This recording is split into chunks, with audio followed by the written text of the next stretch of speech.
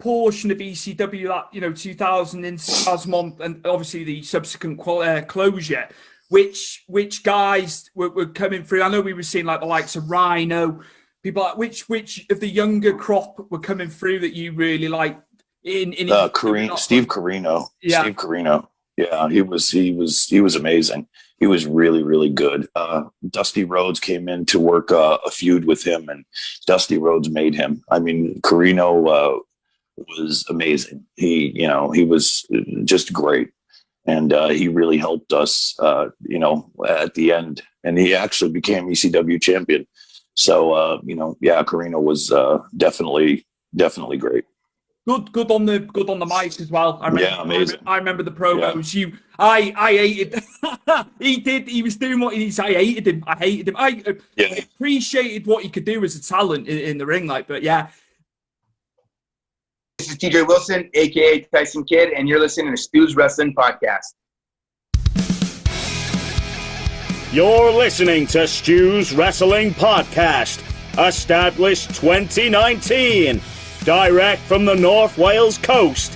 His verbal skills definitely outweigh his wrestling ability. It's time for British Wrestling's sharpshooter, your host, Stu Palmer!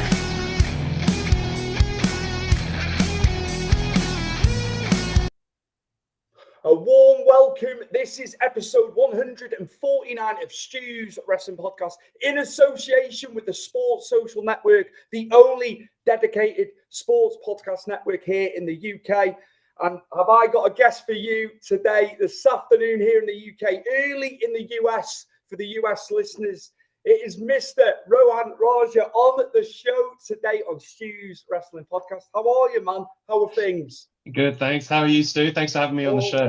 Not a problem, mate. Not a problem. I've got to thank Mad Dog Mike Angus as well for putting us in touch. Thank you very much to Michael, as always. So, yeah, man, getting your start in pro wrestling. And I've done a bit of digging, a bit of searching on you. You were out in Canada. You were getting trained by Lance Storm, highly regarded school, one of the best schools going. Absolutely. So how was your time, learning the ropes, learning your craft early on with Lance? So I think it's so much important. So for the people that haven't started wrestling, the listeners, or like they're aspiring to be a wrestler, the most important thing is to make sure that you go to a reputable trainer, because there's so many guys and girls that I've come across that have started and gone to a trainer, which they've taught them a lot of wrong, bad habits, or taught them the wrong way of doing things. There's different styles in wrestling, but there's fundamentally, when you learn the basics, it's almost like a right and wrong.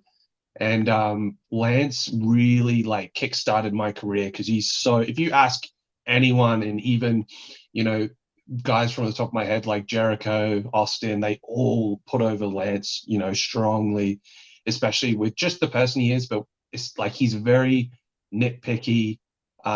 He's right down into the small details of things. So when you first start training with him, he gets those little things. And even still now, I've got a really good memory. So I'll even kind of recap some days that will pop into my head, and I'll be like, oh yeah, I remember him saying that, and I've used it even all these years later.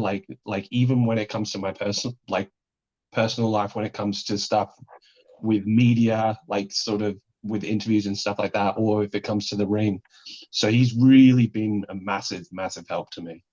That's great, man. No, really good. And you need that sometimes, I suppose, the hardness, that aspect of it, to get yourself where you need to be. And, obviously we're going to talk more latterly about where you've been and what you've managed to do and what you've achieved. But yeah, just Lance Storm, man, just hear everything just so good and positive as a trainer. Yeah, you never hear you'll never hear anything bad about him, because he's such a good guy. I remember when I first moved to Calgary, I didn't know anyone, and then the first person to pick me up from the airport was him. And I remember because I remember getting emails back and forth, and it was with his wife Tina, and he was like, yeah, she was like, yeah, Lance will pick you up at the airport. I was like, pick me up at the airport? I was like, what? And then I remember coming through the customs and then exiting, and he's just standing there, and I was like, oh wow, this is weird. And then he took me to where I was staying, made sure I got there safely, and like messaged me afterwards and stuff, like if I'm all settled in. Like he's such a good dude, and we have a pretty strong relationship now to this day. What was some of the best advice you had from Lance, man? You know, if you could maybe pick some bits of advice that you took away, you know. There's so much to pinpoint. I think patience is a big one. He's taught me. As long as you put your, like, he's very much for show me your hard work, and you know others will notice. You don't need to tell people that you're working hard. It will just speak for itself. So he's very much a person that, because if you look at his story, he was like a grafter, a hard worker, and like, you know, he earned everything he got. So he likes to instill that to his students. And I feel like every time, I've got a lot of that before I started wrestling. That's just kind of who I am. I'm a really hard worker. Like I prefer going the harder direction rather than the easy route. Like I'll always take the, you know, when it comes to hard work, if it's like, I'll take the option where it's like, okay, my hard work will speak for itself. I'll go down that direction. So the biggest thing would be definitely patience. Hard work, you know, overcomes everything. And then when it comes to like ring stuff, it's just very much the small details that he's picked out. And it's amazing how much that applies to now. Even me, like I think I'm 8 years in now. Yeah, I think it's eight years in August, and it's still, you know, it still applies to me now. Was it easy for you to pick up? I know you were a big wrestling fan when you were younger, before getting into the business. Yeah, how was it getting used to it and stuff like that, man? Was it pretty easy for you? Yeah, so I picked it up pretty quick, and I think a lot of that is because I was a fan. So a lot of the things, like, even I remember even when I started wrestling, there's like certain moves, because as long as you know how to land properly, you can kind of, like, when you become good, you don't really need to practice a move being taken per se. You know how to move your body in a certain way. You know how to look after yourself, and especially if you're in there with someone who's good, like it just comes second nature there. So I remember sometimes when I was having matches early on, and someone would call a move to me or something, and just say it's like something like Russian leg sweep or something. If you didn't learn it in training, or like you hadn't watched wrestling, you wouldn't even know what that meant. You would be like, what does that mean? Like, so like there was a lot of stuff that because of my knowledge of wrestling, it just really kind of came full circle. When it comes to the actual, like, the physical aspects to wrestling, like when I was starting out, obviously the first few weeks was pretty hard with just like how it feels on your body and everything. But I feel like as a overall, I picked it up really pretty quick, and I feel like that does attribute to a lot of it, is to make sure that, you know, you're a fan before. There is people that come in that hadn't watched wrestling and they pick it up quick, but those people as well, like there's a very small number of those people that are out there as well that can pick it up that quick. That's cool, man. That's cool. Lewis Young up in Falkirk in Scotland, friend of the show. Hi, Lewis. Hope you're well, buddy. You've been training up there as well, haven't you? How have you been getting on, man? Sure, me and Tony would like to hear. There you go. Actually, follow-on question here. When would you come to Scotland for wrestling?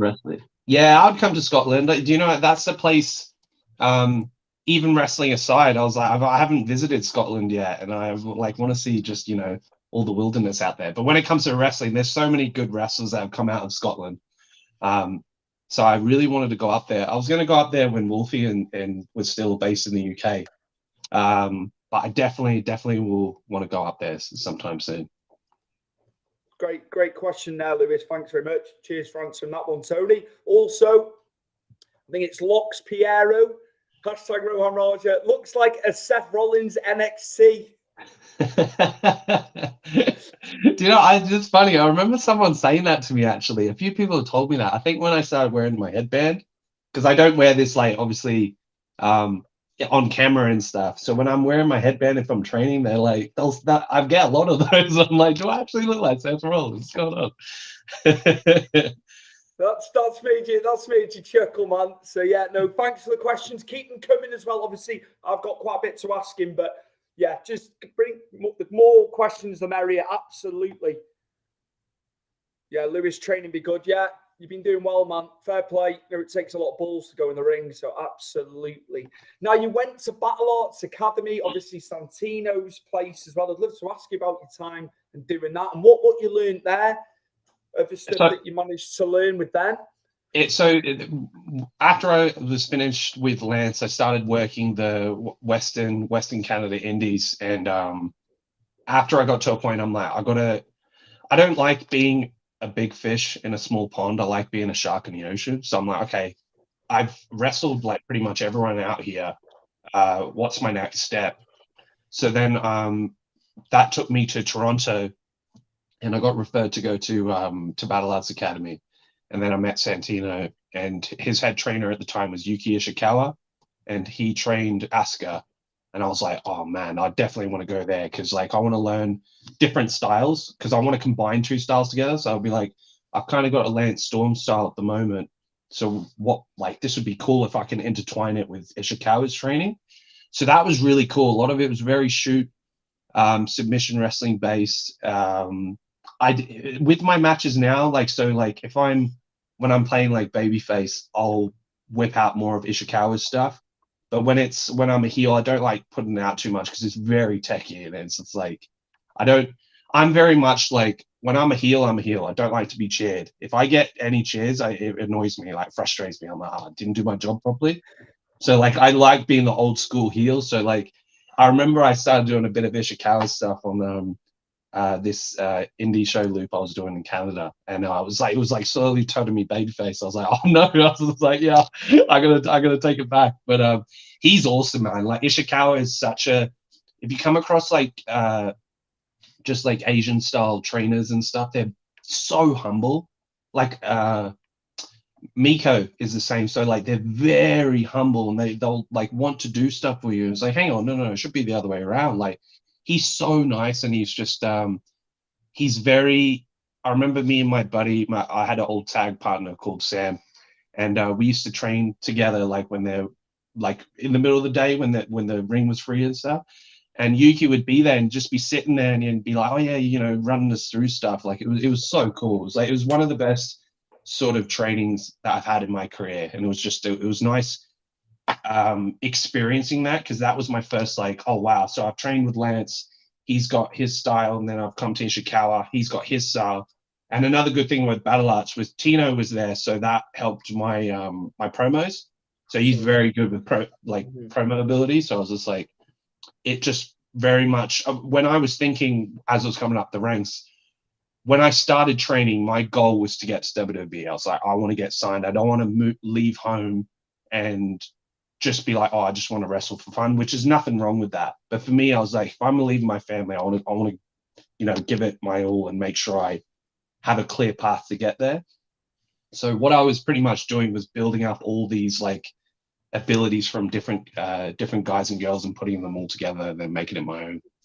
It's great, like, multifaceted, going to the two different places, gaining, stuff from Lance, stuff from Battle Arts. So it's cool. It's cool to hear, and it's cool to see, your passion and wanting to be where you want to be, in wrestling terms. So no, man, absolutely. The desire, you can just tell a mile off your desire, man. We've had a few more comments, actually.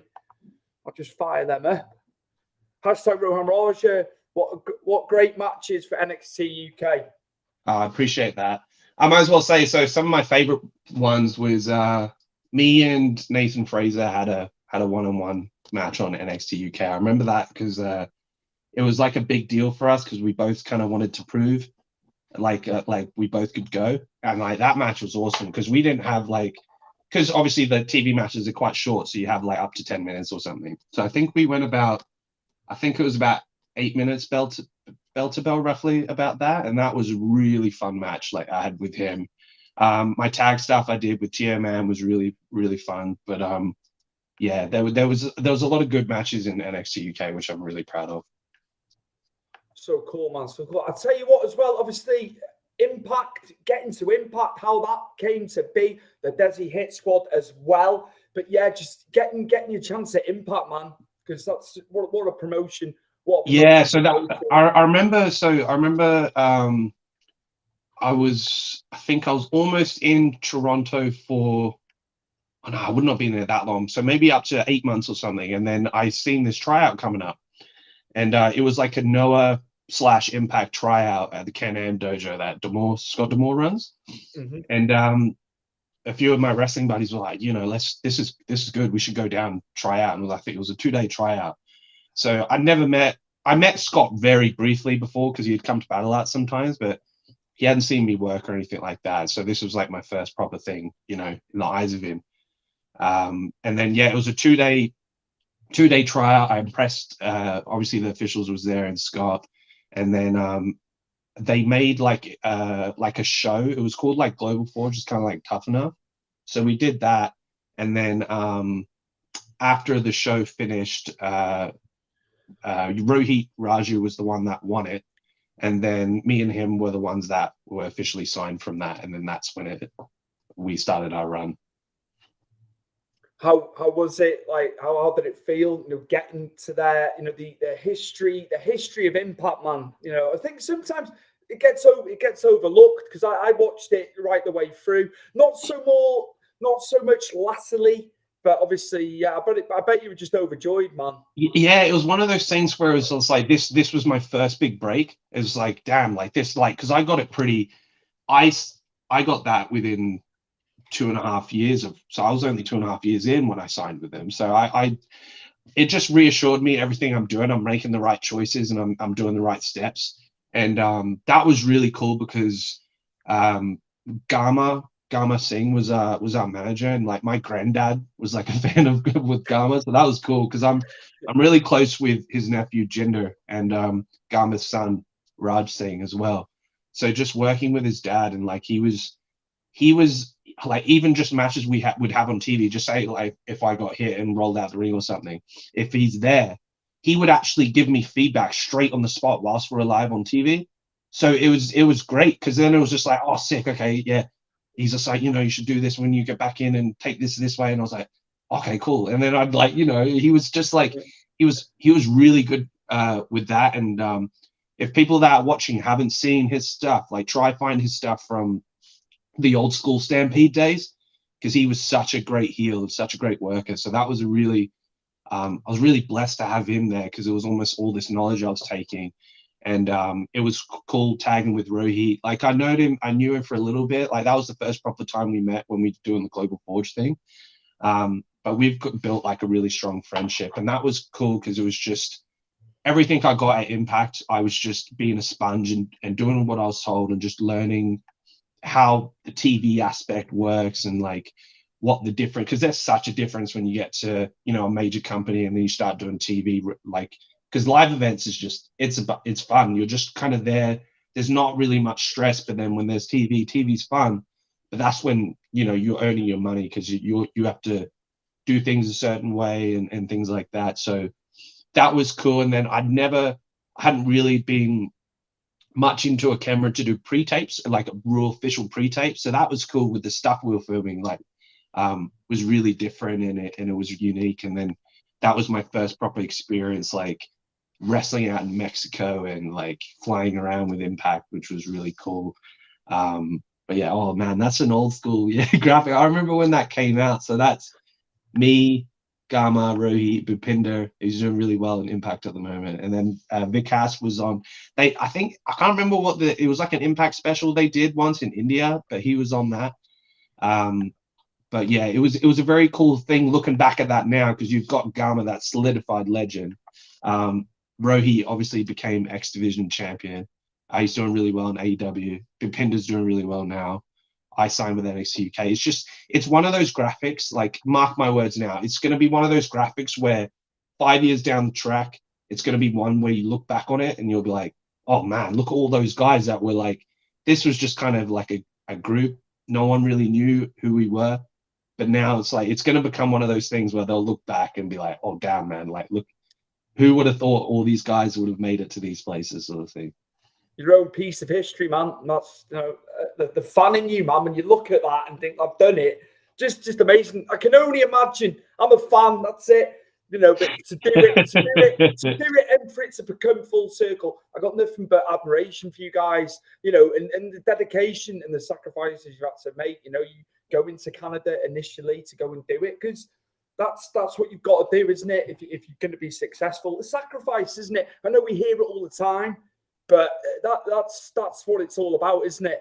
Definitely. Like, so the hardest thing when people ask me is definitely the sacrifices, because like when I started, I had to leave Australia by myself. All my family is still there, and then come to Canada. I didn't know anyone, and then once I made like friends and stuff in Calgary, that's when I was like, okay, I'm gonna move to Toronto. I had to start over there, and then when I left Toronto, obviously we'll get there in a second. When I came to the UK, it's kind of like you can't get too comfortable where you are, because then you'll find it hard to leave for an opportunity. Where I've come across people where they've been based at their home for so long that it's really hard for them to leave, because then, you know, they'll get homesick, or it will feel very unnatural for them when they leave, because they're just used to having close family members by. But definitely when you start to make the sacrifice, it makes you work harder, because you think about it, you're like, why would I leave my family just to sit and half-ass it, sort of thing.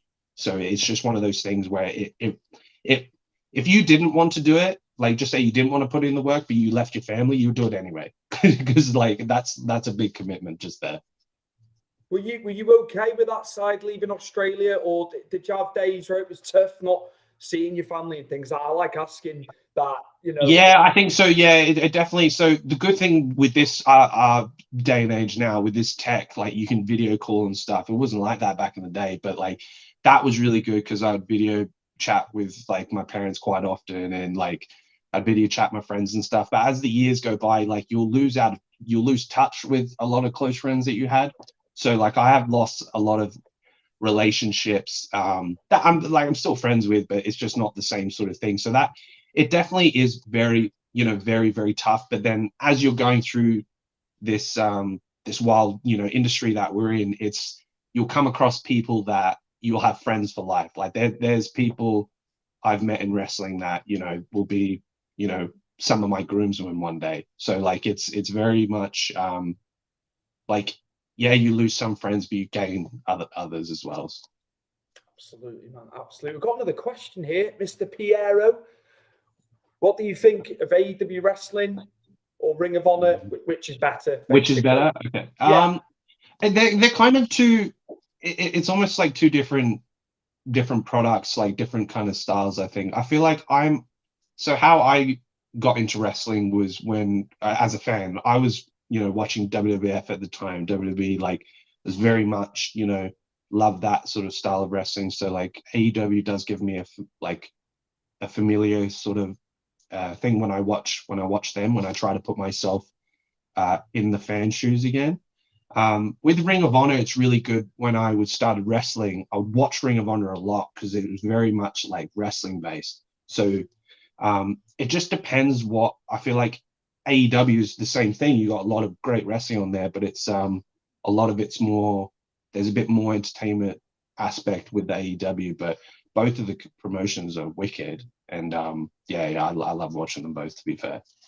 Who do you like watching in terms of roster? Who the guys you think, wow, you know, the ones that excite you maybe when you're watching them? Daniel Bryan. It's like Bryan Danielson. So like he's someone that I just love watching him and his style. Like he's wicked. There's so many great guys on AEW that are doing well, and like there's guys that I remember like sharing locker rooms in. There was this promotion in Greektown in Toronto, and I'd share a locker room with MJF quite a fair bit. He's a really, really top bloke. So it's cool seeing him doing his thing. And then Daniel Garcia shared locker rooms with him quite a fair bit. And he's doing really well too. So it's cool seeing the guys that I was kind of like intertwining with and crossing paths with, and then seeing everyone kind of go into their own, get into their own shoes, and like seeing where everyone's at. But yeah, those guys are just, you know, great workers, like for AEW, doing really great, especially with Garcia was doing ROH as well. But yeah, there's just so many. It's a reminder. We're seeing all these companies, and then when you watch the actual content, you're like, damn, there's talent like everywhere now. Like it's stacked. But you could say the same thing back in the day as well, because the talent was stacked back in the day. So I think it just, every generation, it just reinvents itself again, because then there's a whole new pool of guys and girls, and you're like, oh damn, man, look how good these guys are. But I feel like it's always been like that, but it just keeps going, sort of thing, if that makes sense.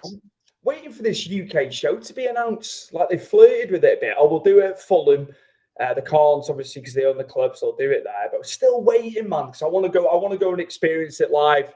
And yeah, just waiting on dates, man. They've said, oh, we're going to come over. It's not happened. Like, I think, Carn, if you're listening, come on, man, don't start this anymore. I think it will happen soon. I think when they started doing, obviously they've been doing a lot of stuff in Canada lately. So I think that kind of must have come out quite recently. Like, so I think maybe they've just pushed the UK dates a little bit back. But I definitely think that they're still coming this year, from what I've heard. Absolutely, man. Absolutely. Who surprised you in there? Maybe, you know, I'm not just limiting you to AEW with Ring of Honor as well, obviously, because now they're running weekly again now. Yeah, just as anybody who surprised you on the shows, with how they're doing. Yeah, just someone who's maybe you didn't think would be as prevalent as they've maybe become. Is there anyone, you know, come through? I wouldn't say so. Like, I wouldn't say surprised, because I always thought Daniel Garcia is a great worker, but I was very like, oh wow, like he came, like once he came in, he came quick, sort of thing. So that was cool. That was like, it was like surprising to see, but it wasn't surprising as because I know he's got talent. So I was like, yeah, he'll get there obviously eventually. But yeah, when I seen him, I was like, oh damn, that was quick. So that was cool. But yeah, everyone else, I wouldn't say surprised. It was just kind of like not even expected, but it was like, oh yeah, that makes sense why that guy's there. That makes sense why that girl's there. It's such sort of thing like that. Absolutely, man. Absolutely, yeah. Cool, man. Cool. Right, we're going to move on to NXT UK now. So obviously, yeah, just getting to NXT. The trainers, obviously, that are there. You know, the trainers, the level of training you're going to get, and I'm sure you were a sponge as well with that. So yeah, your time in NXT UK, getting there, and just the experience of that, man. So that was cool. It was like when I did after I left Impact, I had a WWE tryout in Toronto, and then it was pretty much once I did that, a few weeks went by, and then I knew I'd have to move to the UK. So once I came here and then got my first taste in the UK Performance Center, I was just like, I wasn't because I've seen a little bit of pictures of the UK PC online, so I don't know what I was gonna expect. But then when I walked in, I was like, damn, this place is big, and it was just like everything was top notch, and like the trainers, all top notch coaches were there, even the medics and stuff, and the physios are like, they just had great staff and like just all across the board.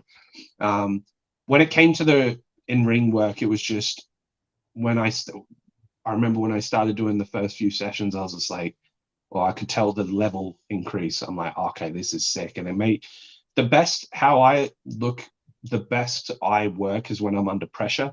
So I need to be like, I feel like I thrive, like I kind of itch to have a pressure scenario so I can push myself more. And it was cool because you're with a group of guys and girls that can go.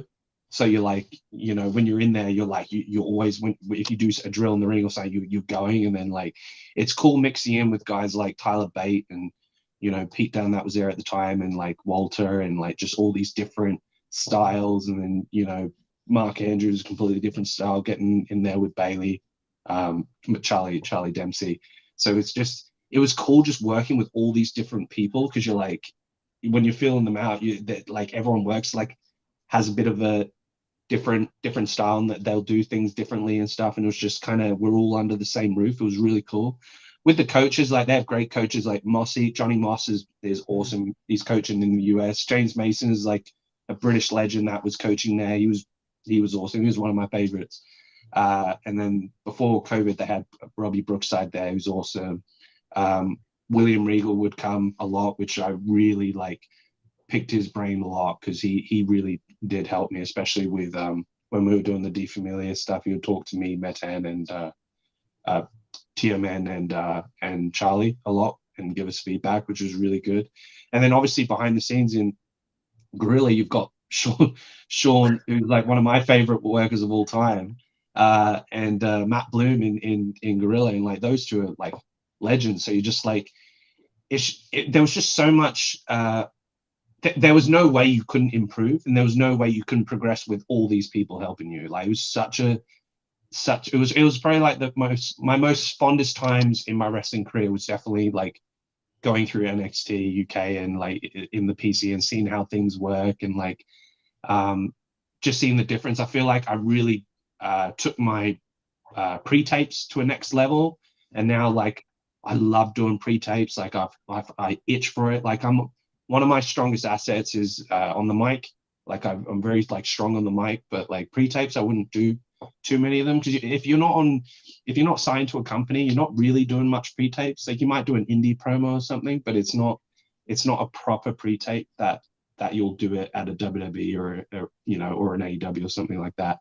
So just getting all these different ways of doing things, and like even when I was doing pre-tapes, the way what they're looking for and how you should actually address a pre-tape, and when to pause, and where to look, and what you should do with your body. Like it was very cool, especially with the pre-tapes that we were doing. We were doing very movie-esque, cinematic, mafia style like things. So when we were shooting some of those, because like all those angles, it was literally like shooting a show. It was like, because we would do the same, just say if we're cutting the same line. So like, just say we're doing a 5-minute promo, we'd cut one with the camera just looking at me, and then one looking at Tim, and then another one looking at Charlie. So that's 3 times. So we have to make sure that we're doing the same kind of way of doing things. Otherwise, then once they put it all together, then they'll be like, oh, why is he sitting over here now? why has he got this? So it was really cool understanding that aspect. I feel like it just gives you like, it gave you more of an appreciation, because I'd watched so much wrestling as a fan, and I'd see all these cool pre-tapes and see all these like vignettes, and then actually seeing how much time gets put just to do even like a 1 minute. It takes a lot. It takes a while. So it's just like seeing some of these vignettes that are like weeks when they're promoting someone for their debut, for example, and you just see when I look at those, and I'm just like, man, like I just appreciate the guys behind the scenes that do that, because a lot of it, I remember watching a Twitter video that Kevin Owens was saying in his car, and he was just appreciating all the people like the behind the cameras, and it really is that, because those guys is what gives us the presentation so we can be superstars. And like those guys and girls are so good, and it was just cool. Like that was one of my biggest like holy, can I swear on the show? You can, of course you can. Okay, I was like, holy shit. Absolutely can. I just put like those explicit words and things like that. You can state it. I was literally like, oh, holy shit. Like the way they do stuff was just so cool. And I was just like, man, this is like, once I got a taste of it, I was like, this is where I want to be, like, for the most of my career. So it was such a good experience. So what's going to happen now? Obviously, it's going to Europe, isn't it? As a thing, they've totally changed tack with it. So yeah, I don't know too much. Obviously, I heard the news that it wasn't going to be UK. So yeah, just like with it going into Europe and stuff like that. There's a lot of things going behind the scenes that obviously it's people can't see online. So there is a lot of stuff going on behind the scenes that I can't talk about. But there's things in the works which it's a very exciting time, and I'm pretty sure like Shawn Michaels said in an interview recently that they want everything up and running before the end of the year, and that means up and running. So things are going. So why they did the whole when NXT UK closed down, obviously the main goal was to expand it to Europe, was the best. It was the best thing that they should have done and did do, because in order for them to do the revamp, and especially with all the hard stuff we're going through with COVID, it needed to kind of start fresh and kind of build to something even bigger, and just to have everything lined up and ready to go. And how they dealt with everything, it was actually what they've done and what they are doing behind the scenes is really good. So it's once it launches, it's going to be worth the wait. But yeah, from what they got planned, it's going to be really exciting. I'll say that. That's cool, man. I look forward to that. Absolutely. Just see what they do, how they do it differently and things, man. Yeah, absolutely. Like you say, it's all the parts that go with it, as you said. You know, as just fans, sometimes we don't appreciate like what you've seen in terms of cameramen, you know, writers, things like that. It's nice. It's nice to hear your admiration for the people that are working. Yeah, because it's very much because they don't get enough credit, and it's easy. So you know, when you watch, like, just say if you watch a movie, go to the cinemas, and you're there eating popcorn and, you know, having a drink and just chilling out, sitting back, and then when you watch the movie, it's once you finish it, obviously you talk about, oh yeah, the movie was good and whatnot. But if you actually just sit afterwards and be like, shit, how long did it take for them to do all these things? How long did it take for them to film this? How long did, like, it's such a process that takes. So it's the same thing with when they run, you know, when companies run weekly television shows. And the thing with WWE and companies like AEW and everything, there's no off season. So they're running shows all the time. So it's just, that's another big thing that I think people forget, because when you're watching, just say a show like Mandalorian or something, you got 6 episodes, you got like a season will air 6 episodes, or I think around there or something. Once that finishes, there's a break, and then they can recoup and then go again. Where it's like with WWE and AEW and all the big wrestling companies out there, it's just always going. So it's never a break. They're always having to work. So it's very impressive how they do it, especially with how I've seen it behind the scenes now. That's cool, man. It's cool to get that side of it. Absolutely. Rohan, what do you like doing outside the wrestling? Now, we're very focused on the wrestling, but stuff you like to do in your own time. I like knowing these things. Hiking is probably my number one thing. So I like going different trails and climbing hard mountains and things like that. I started doing that in Australia. And then it's a great way for me just to clear my mind. If I'm stressed about something, I'm like, I'm due for a hike. And it's just the feeling I get from that. It's just so relaxing. If I'm going through anything or stressed out about anything, or something's bothering me or something, I'll just go for a hike somewhere, bring my dog. And then it's so nice just to be with nature. I've taken some of my friends that don't like the outdoors, and I'll be like, trust me, just come with me. And then your mind will just like clear. And everyone says the same thing that I've taken on it. It's such a beautiful thing that you can have with nature. So that's a big thing that I do. Outside of it, obviously, I don't want to say the gym because that goes with wrestling anyway.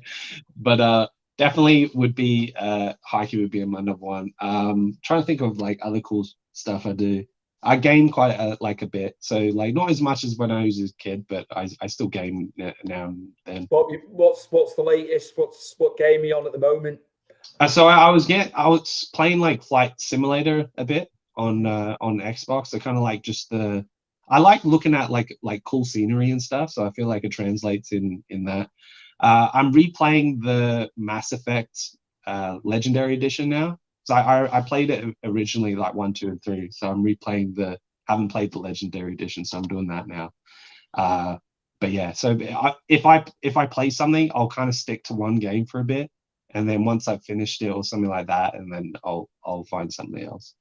I can't wait for my son to be old enough, because my wife's banned consoles, but obviously when he's of age, there'll be a console in that house, and I'll I will rekindle my gaming side, I tell you, because obviously as a kid, man, Sega Mega Drive, SNES, obviously PlayStation more latterly, but the Mega Drive is still my favorite of all time. That was the console, man. That was the 16-bit era. Take me back, honestly. But yeah, no, that's cool, man. That's cool. What about sport? Do you follow sport? Yeah. I'm a big Liverpool fan. Oh, no. So I follow football, football, soccer. Who do you support? Everton. It was This could go very badly. this could go bad. This could go. No, so I watch a lot of football. So like that's definitely like the main sport I watch. But I love watching UFC. I watch UFC like quite a lot.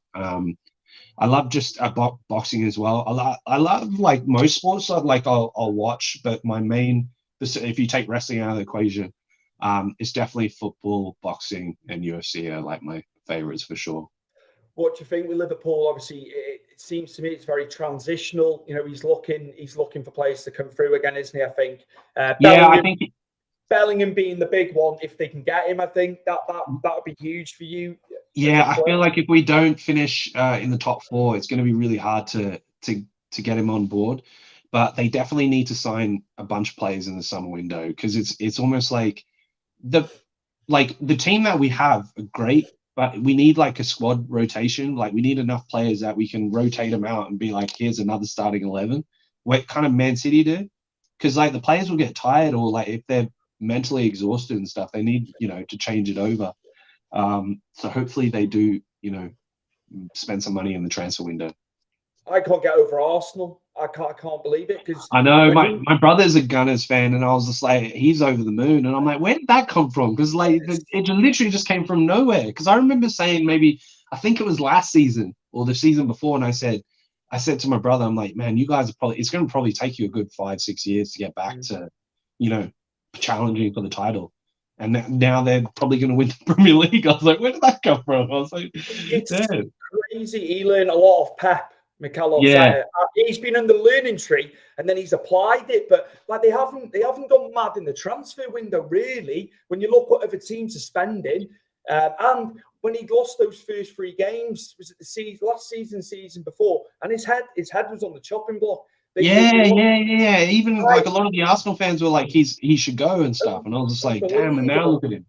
Unbelievable. I'm just going to segue into the boxing and the MMA. Some of the guys within, both codes, man, that you like and you're entertained by in boxing and UFC, MMA. The main guy for boxing is Canelo. So I love Canelo style Alvarez.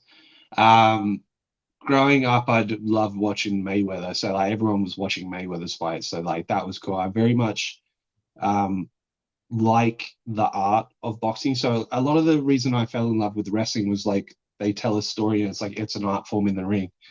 With boxing as well, when it comes to certain styles, it's the same sort of thing. It's a game of chess. So it's like it's very, admirable to watch. And especially recently, they've been getting a lot more fans when the heavyweight division started coming up with like guys like AJ and Fury and stuff. So like there's always something.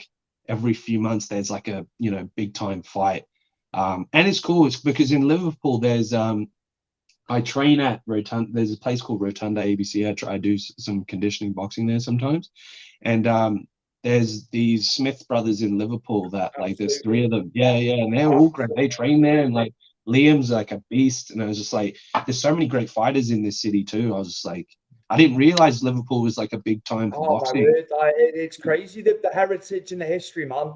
When you really delve into it, and just all them brothers to box to the level they all have is just incredible. Like from one family, you couldn't write it, you couldn't script it. I don't think. Yeah, it's crazy because like they're all like are at that elite level. So it's crazy to see that from the same family, because like even someone like Tyson Fury is like elite, right? And his stepbrother Tommy is great boxer, but you can tell the different levels. Like it's very, very different. Like Tyson's like very much on, top.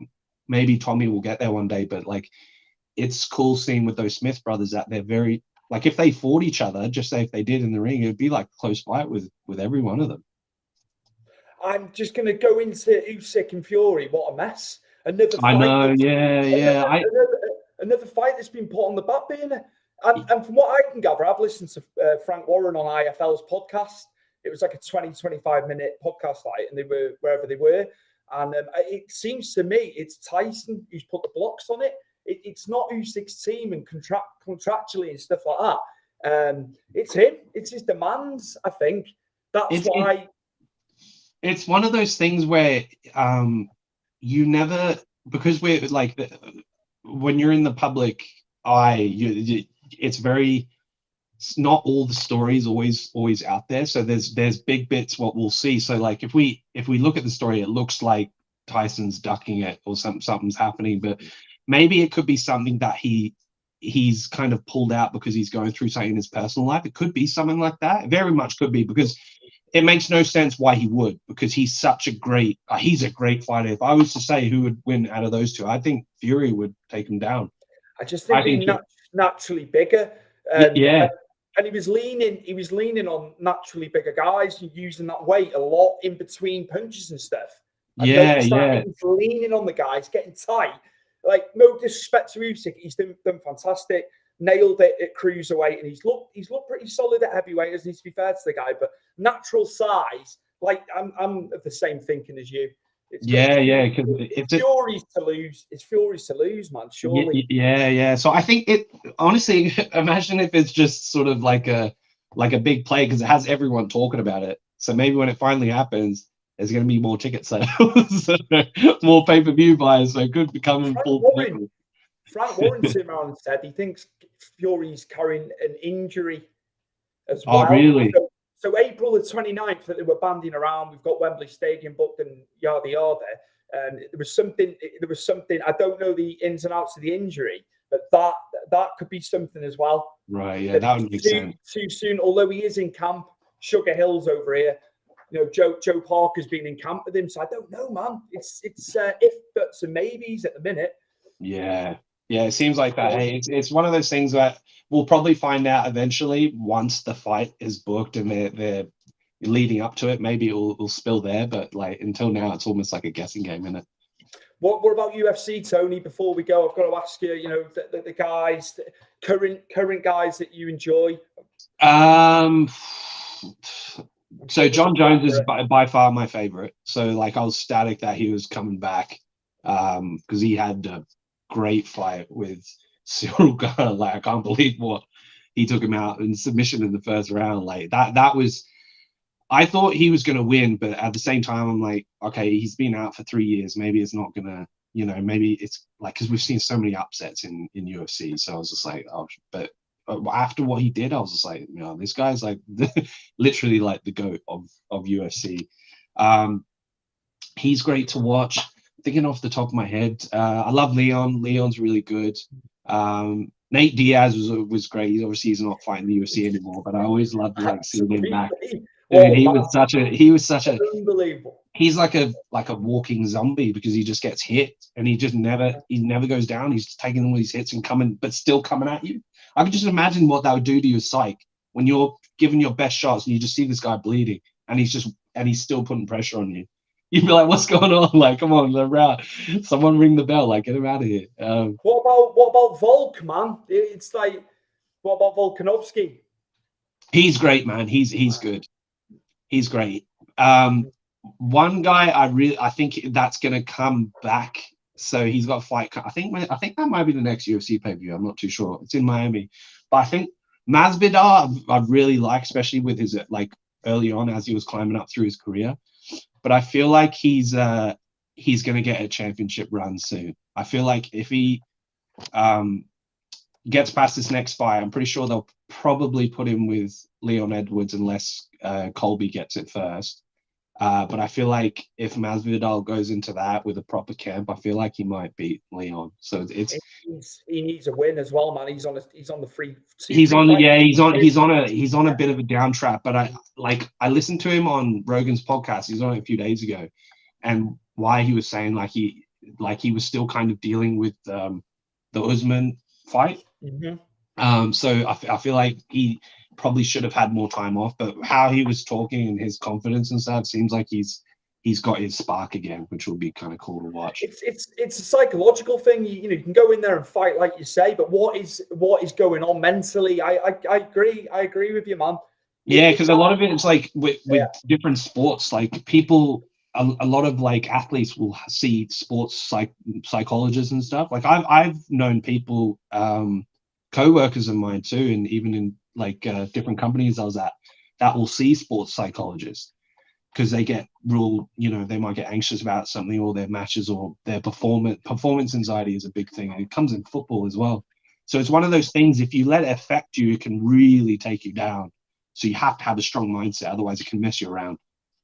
Absolutely, man. No, I like getting into other sports, man. It's cool. It's cool. Yeah. And as I say, hopefully Fury and Usyk will get sorted out. If not, it looks like it might be Daniel Dubois and Usyk.